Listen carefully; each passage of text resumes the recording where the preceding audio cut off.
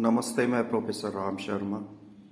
आज मैं आपको हार्ट डिसीज के विषय में थोड़ी सी चर्चा करना चाहूँगा कि जिस तरह से आपके सीने में दर्द होता है, आप डॉक्टर के पास जाते हैं, डॉक्टर आपको एडवाइस देता है कि आप स्टंट डलवा लीजिए, एंजियोग्राफी अपनी करवा लीजिए। स्टंट डालने के बाद भी जो मूल कारण है ब्लॉकेज का, वो दूर नहीं होता और 2-3 साल बाद फिर हार्ट अटैक आता है।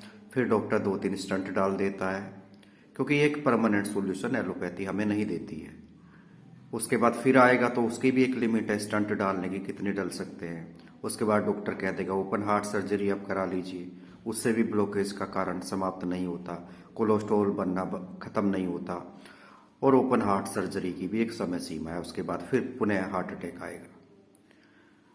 आयुर्वेद मूल जड़ से समस्या को खत्म करता है।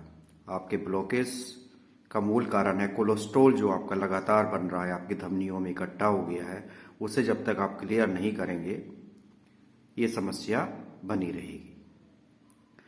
इसके लिए आप आयुर्वेद में पहले से ही आप लेते रहें, 2 महीने कम से कम सर्दियों में आप लें। अर्जुन की छाल की पाउडर की चाय पिए आप, उसी में दालचीनी पाउडर भी आप मिला लें, अर्जुन अरेस्ट आप ले लें। अलसी के बीज का पाउडर भी बहुत अच्छा ब्लॉकेज खोलने का।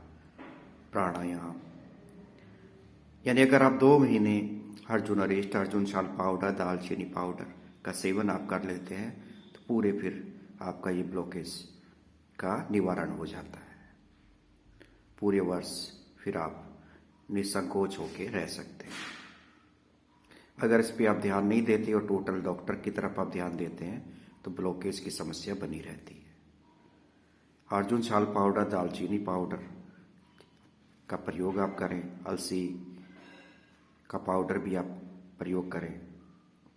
और बहुत छोटी छोटी दवाइयाँ, होम्योपैथी की अमृत दवाइयाँ हैं, क्रैटेजेस और कैक्टस, उनका आप सुबह शाम सेवन करें। टोनिकार्ड का आप सेवन करें, आपके हृदय की कोई भी बीमारी आपको नहीं होगी। ये मेरा विश्वास है। मैंने अपने माता जी की 11 वर्ष सेवा की और यही पाया कि ये अमृत दवाइयों का कोई जोड़ नहीं है और हमें इन अमृत दवाइयों का पालन करना चाहिए और निसंकोच होकर उस पैथी पे हमें चलना चाहिए जिस पैथी से चलकर हमारे रोगों का निदान हो,